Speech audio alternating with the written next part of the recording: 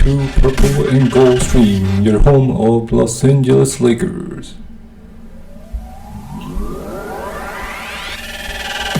You're listening to Purple and Gold Stream, your home of Los Angeles Lakers. What is going on, Laker fans? Welcome to post-game recap. As your Los Angeles Lakers stay perfect on the road, taking Cleveland Cavaliers tonight, and they stay undefeated on the road as they defeat Cavs 115-108 final score. The other night was the Anthony Davis show. Tonight it was LeBron James against his former team, and he put up season high 46 points, 8 rebounds, 6 assists, 9 for 12, 26 from the field, 7 for 11 from 3-point field, and scored 21 points in the fourth quarter, outscoring the entire Cavs team 21-17. Now we'll take a look at some of the highlights from tonight's game. So it was all LeBron's show from the start. He knocked down the 3-point jumper in the first quarter. No, he set the tone early. Lakers were trailing a couple times in this game. They were struggled to protect in the paint. They allowed Cavs to score 60 points in the paint, and they scored 52 of their own.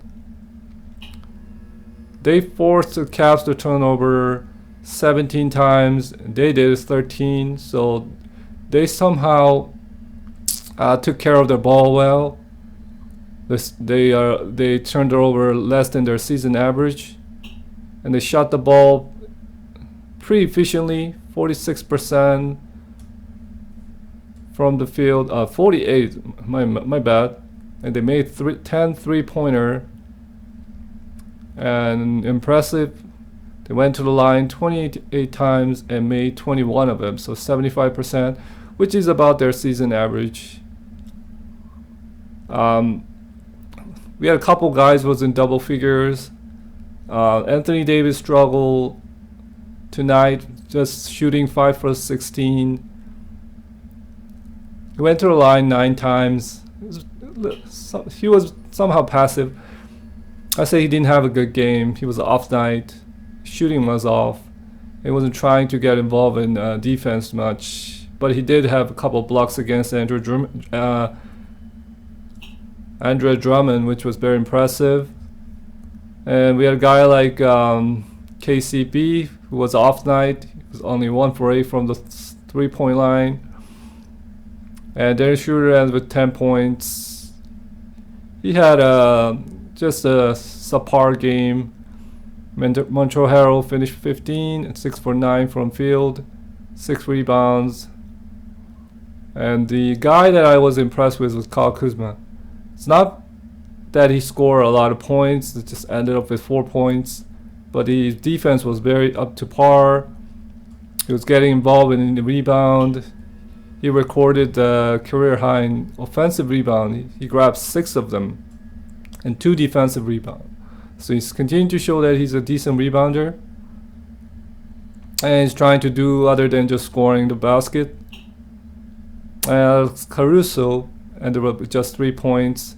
But he had a couple plays during the game when he was very impressive. He was chasing the ball, anticipating the ball well, and had that crucial 3-pointer in the fourth quarter that gave Lakers a lead, extended a little more. Of course, it was all LeBron James show in the fourth quarter. He outscored the entire Cavs team 21-17, and then scored 21 out of that 28 Lakers fourth quarter points. I just wanted to prove to his former team that he still is one of the greatest of all time, and just was very aggressive from the start. That he made that logo 3. That was very impressive. He does that a couple times in this season, and just shows that how much the kind of range that he has. Lakers as a team on defense was okay. they still allowed a lot of points for the Cavs, and especially the points in the paint was continued to be a problem. But I think they'll just have to get used to that, since they don't have much size in the paint right now. They need to score from the other ways. Just try to continue to attack the lane and work on their transition game and try to have the early offense as much as possible. That's how they score most of the time this season. Their next game is against the Philadelphia 76ers, which is going to be a real task, as the Sixers is 12-5 right now, and they are currently #1 team in the East. So it'll be interesting to see how the Lakers will match with the Sixers and their Joel Embiid, Ben Simmons. They got a couple players from the Lakers like Danny Green and Dwight Howard. And I'm not sure which player will be out for that game. For the Lakers, they have full rosters ready. THT was out for this game. I think just Frank Vogel just sat him out. So they played Markieff Morris more the last game. Markieff Morris set up for THT. So I think just trying to rotate players to give THT a minute. Maybe next game they're gonna play THT and sit out some other player.